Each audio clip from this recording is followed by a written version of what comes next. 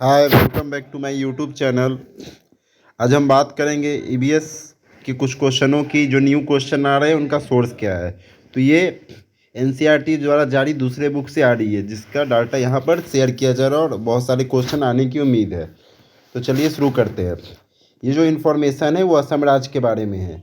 अगर बात करें असम की, तो असम का बॉर्डर किस राज्य से जुड़ता है, तो पश्चिम बंगाल। पहले ये याद रखिएगा। दूसरा बात कि असम को क्या कहा जाता है, तो उत्तर पूर्वी राज्यों का प्रवेश द्वार कहा जाता है।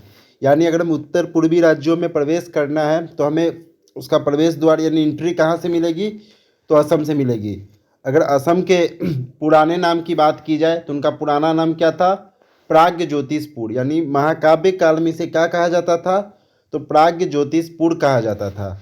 और इसके बाद इसका नाम क्या हो गया, कामरूप। तो अगर आपसे पूछा जाए कि कामरूप या प्राग ज्योतिषपुर किसका पुराना नाम है, तो असम का पुराना नाम है। यह क्या है, तो उत्तर पूर्वी राज्यों का प्रवेश द्वार है। और यह सीधे किस राज्य से जुड़ा हुआ है, तो यह सीधे पश्चिम बंगाल से जुड़ा हुआ है। अगर बात करें साइड इन्फॉर्मेशन की, तो यहाँ असमी बोडो भाषा को याद रखना है कि यहाँ बोडो भाषा बोली जाती है। और असम की राजधानी दिसपुर है। अगर वहीं राज पशु की बात करें तो गोड़ है। इसके अलावा और कुछ याद रखने की ज़रूरत नहीं है। बढ़ते हैं अगले स्लाइड की ओर। हमारा अगला स्लाइड है, उसमें जानते हैं हम लोग इसके बारे में, असम के बारे में ही जानते हैं कि असम का आप देख रहे हैं कि मिसिंग स्त्रियां, देवड़ी जोड़ा, ये सब कहाँ पाया जाता है, तो असम में। तो कल को यह पूछ सकता है कि मिसिंग स्त्रियां और देवड़ी जोड़ा कहाँ पे पाया जाता है, तो असम में।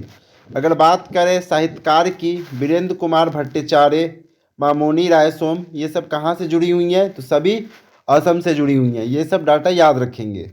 बढ़ते हैं नेक्स्ट स्लाइड की ओर। आप लोग दिख रहा होगा कि धोती गमछा पहने हुए लोग दिख रहे हैं। तो ये कहाँ का चित्र है, तो असम का चित्र है। यानी धोती गमछा कहाँ पर प्रसिद्ध है, तो यह असम में प्रसिद्ध है। अगर बात करें मेखला चादर की, तो मेखला चादर कहाँ प्रसिद्ध है, तो मेखला चादर भी असम में प्रसिद्ध है। और बिहू महोत्सव की बात करें तो ये भी असम में है। यानी असम किसके लिए फेमस है, तो धोती गमछा के लिए, मेखला चादर के लिए और बिहू के लिए। ये तीन चीज़ के लिए असम प्रसिद्ध है। अगर इसके पुराने नाम की बात करें तो इसका पुराना नाम क्या है, तो कामरूप और प्राग ज्योतिषपुर भी है। ये डाटा याद रखिए, यही से क्वेश्चन नए नए बन के आ रहे हैं। बढ़ते हैं अगले स्लाइड की ओर। अगर आपकी बात की जाए तो आपने केले का पैनकेक देखा होगा। ये जो पैनकेक है वो असम में फेमस है। यानी अगर पूछा जाए कि पैनकेक के लिए, केले के पैनकेक के लिए कौन सा शहर फेमस है, तो असम राज्य जो है केले के पैनकेक के लिए फेमस है। बढ़ते हैं अगले स्लाइड की ओर।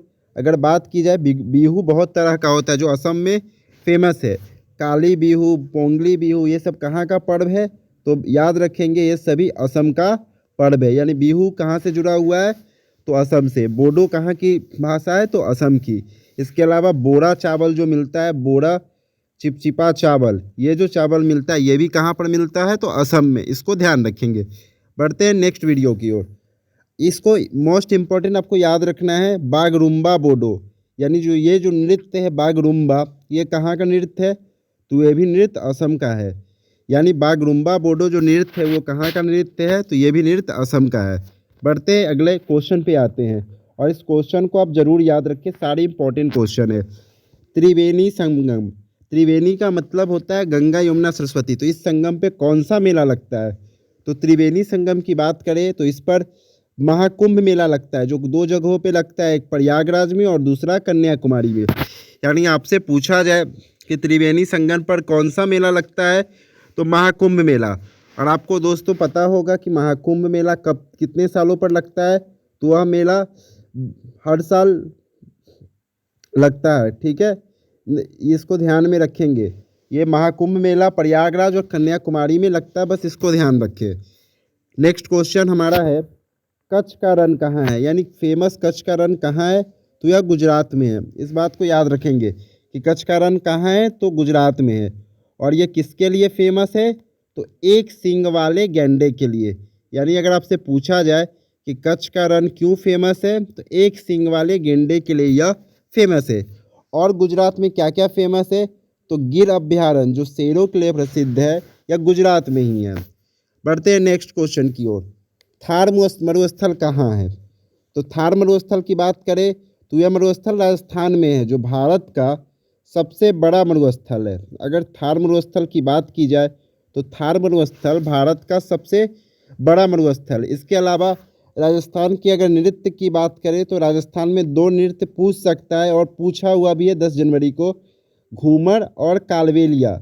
ये जो नृत्य है वह कहाँ का है? तो ये जो नृत्य है वह राजस्थान का है। इस चीज़ को आप ध्यान में रखेंगे, ये चीज़ आप ध्यान में रखेंगे। वीडियो रुक गई थी उसके लिए सॉरी। नेक्स्ट आगे अगले क्वेश्चन की ओर बढ़ते हैं।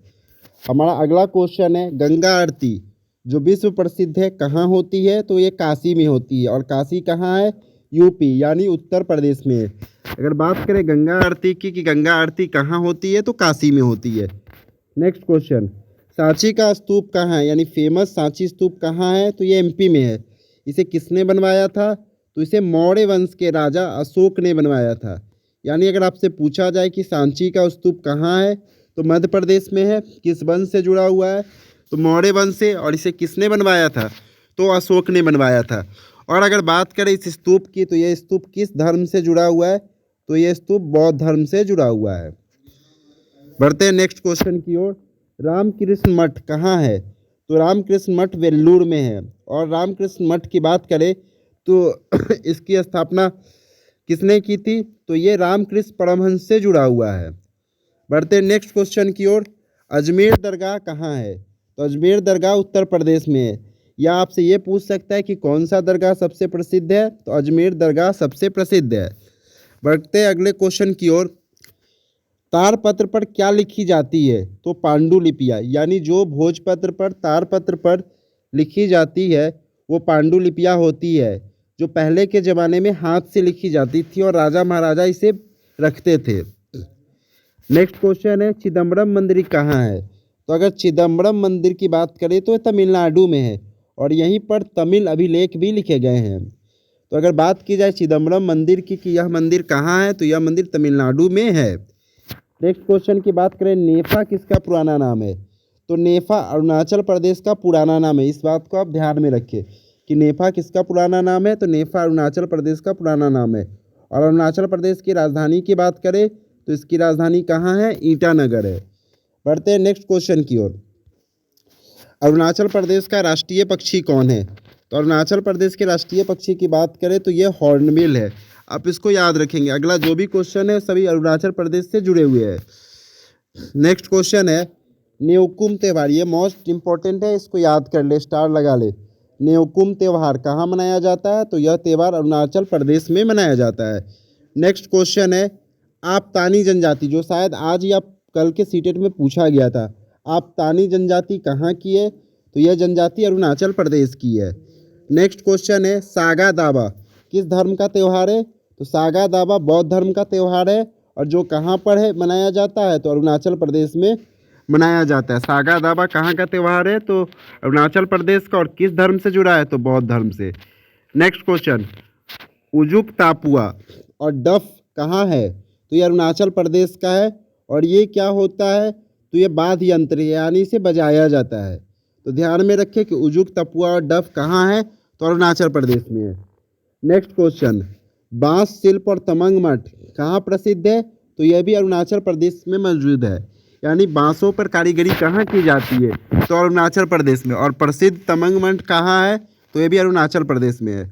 नेक्स्ट क्वेश्चन है पंसाऊ पर्व कहाँ मनाया जाता है? तो यह भी पर्व अरुणाचल प्रदेश का है। ये बात ध्यान रखेंगे। जल्द ही इसके वीडियो पार्ट 2 वीडियो आएगी, तो इसे देखें और याद करें। और पार्ट 2 वीडियो भी एग्जाम से पहले देख कर जाए। वीडियो अच्छी लगे तो चैनल को लाइक, सब्सक्राइब और